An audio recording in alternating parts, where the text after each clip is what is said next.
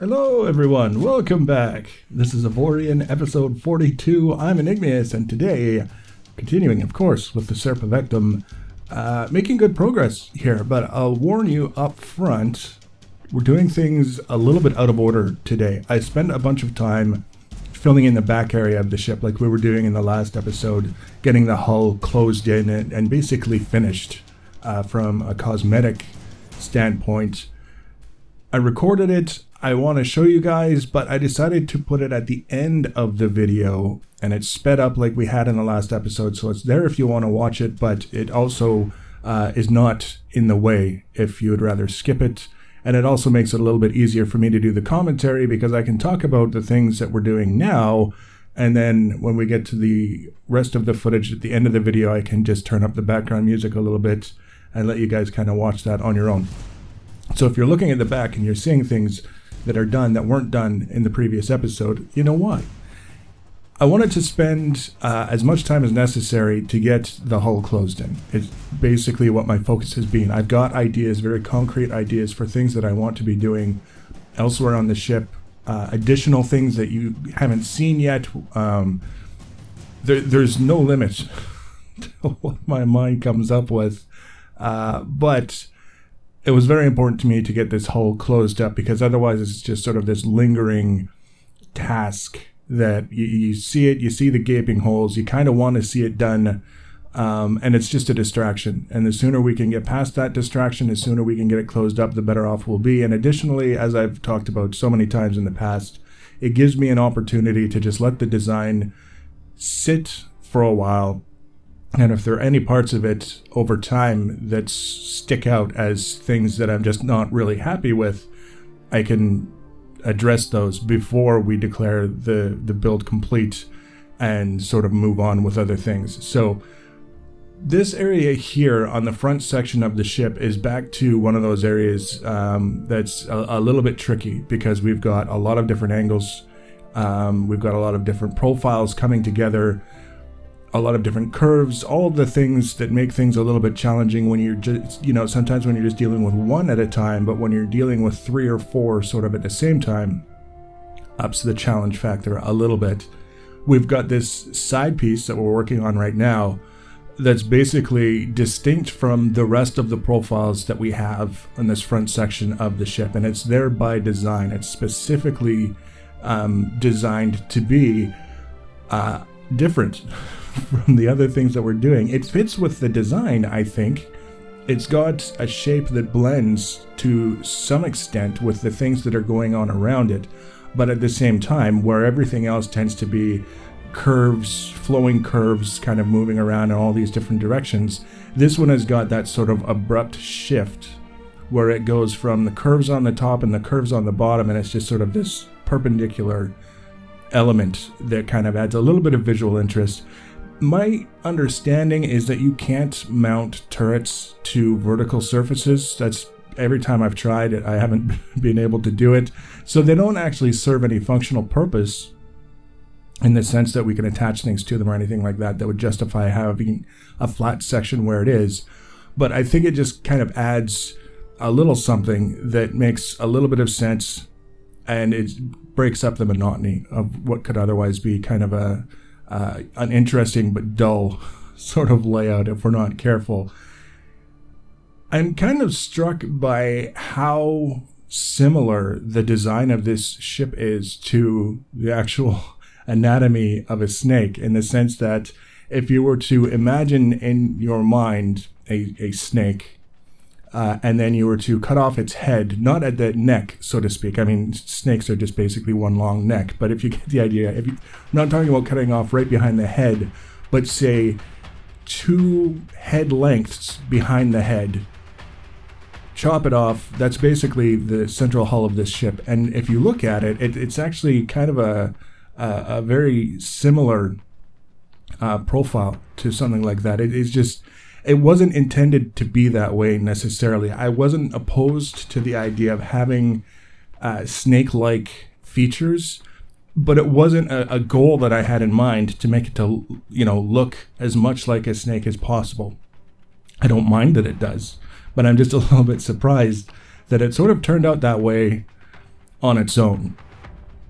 With this area here that we're filling in, this is a lot of sort of guess and experiment that I'm doing.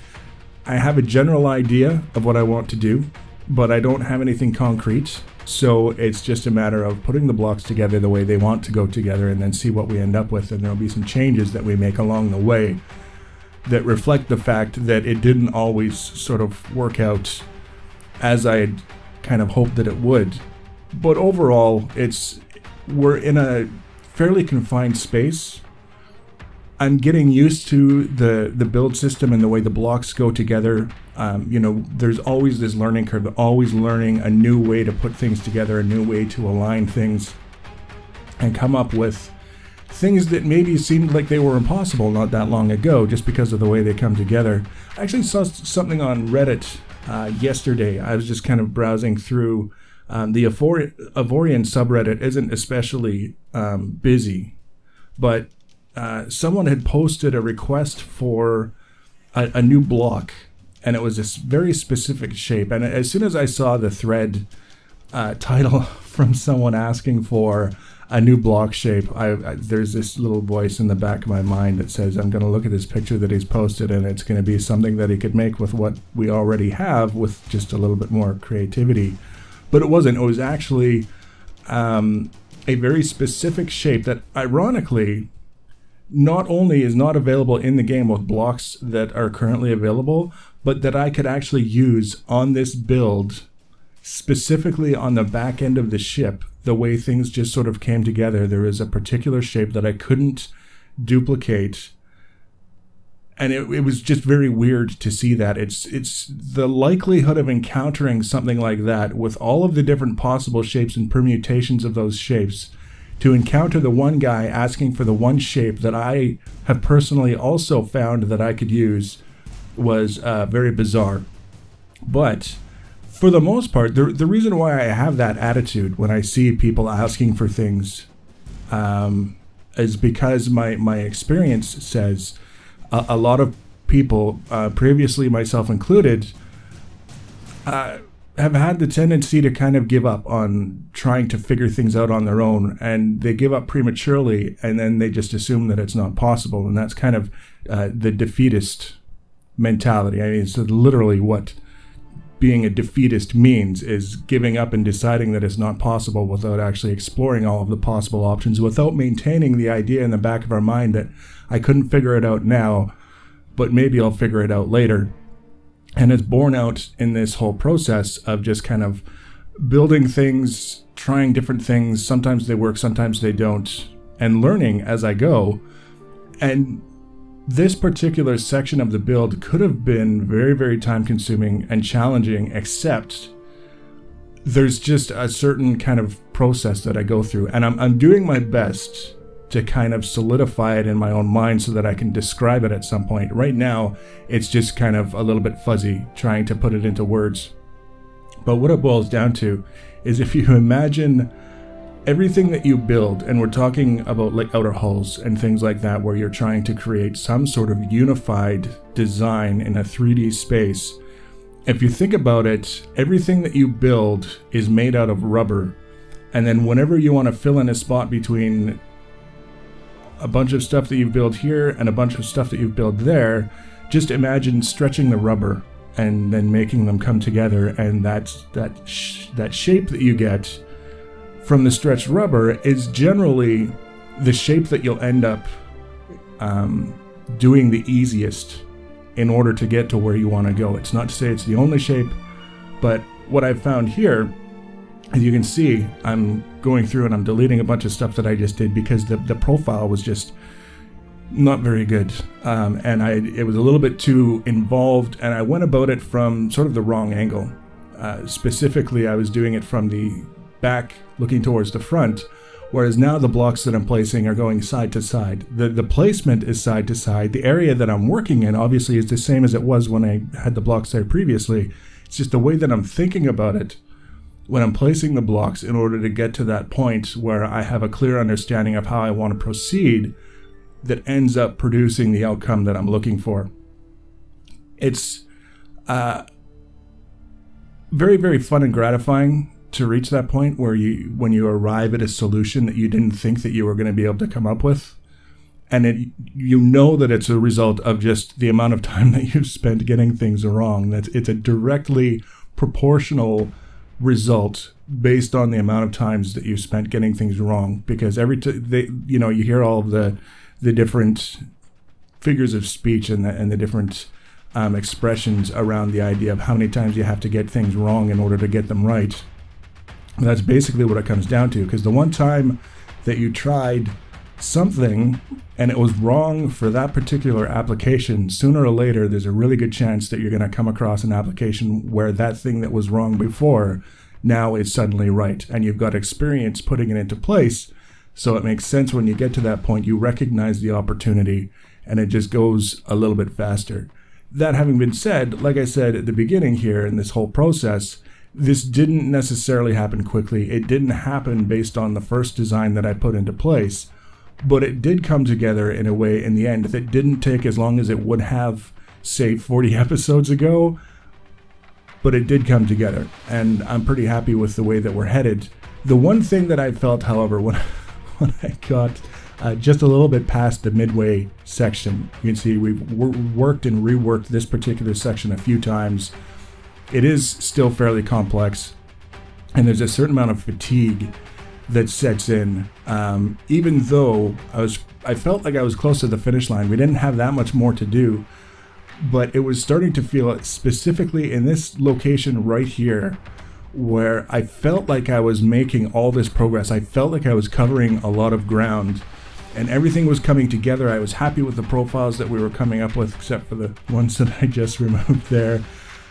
And then I kind of zoomed out, and it suddenly felt like the amount of things that I had accomplished was in a much smaller area than I had originally anticipated.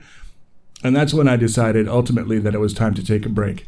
Excellent progress made, not as much as I would have liked to, but I know now that when I kind of push myself beyond that point of fatigue is when the burnout starts to kick in, and I start to feel like, regardless of how much progress I've made, that I'm just not having any fun. So that's another tip to keep in mind. If you find yourself feeling just a little bit worn out, that's the time to stop, because it's when you push it, the frustrations start to mount. The resilience to overcome those frustrations becomes less and less. And then all of a sudden, what was an enjoyable activity is suddenly something that is resented and just generally not enjoyed the way that it's supposed to be. It's not taking a horrible amount of time to build this ship, but it's definitely taking longer than I had sort of anticipated. I specifically said to myself as I was putting this thing together in my head, I don't want this to be a great big ship. I don't want it to be a huge build. I want it to be a reasonable size, reasonable material requirements, reasonable performance, and just the sheer volume of profiles working against one another is slowing us down a little bit. The things that I have to add now that we're kind of getting the rest of this hull buttoned up are not as involved, so they aren't going to take as long. They're still going to be hopefully interesting. I want to do some structural elements holding that elliptical section in the back of the ship to the ship itself. The pieces that we have in place now that are holding it in place, they were just temporary profile bits that we put there so that we could frame everything and put it together. It was never intended for those to be the final mounting structure. As well, that elliptical ring is pretty much one-dimensional, and it's not intended to be that way. We're going to be filling it out a little bit, just a little bit, to give it that sense that it's not paper. We don't want paper elements on our ship. And then we've got a couple of basically cosmetic elements that will be going on the upper and lower portions of the ship. Once those things specifically are taken care of, then we can start doing the smaller scale detailing. We can make sure that we get all of the necessary equipment in, and we can go from there. We can do the testing, do a shakedown, kind of get a feel for what we need to adjust. But you get the idea. I mean, we've only got those little narrow strips down the front of the top section of the hull. And that'll be the hull itself closed in, and then it's the other stuff that we'll basically be working on until the ship is done, obviously. So the next episode, we're going to finish filling in that front hull section. We're going to start working on those things that I just mentioned on the back end, dealing with the ellipse, how it's attached to the ship, etc., etc., and we'll go from there. So I'll let you watch this expedited sort of build section. We're just filling in the underside of the hull on the rear portion of the ship. If you want to be notified about the next video and others in this and other series, the easiest way to do that is to subscribe to my channel or follow me on social media. Links for social media are always in the information section below the video. Feel free to leave your comments and feedback. Thanks for watching, guys, and take care.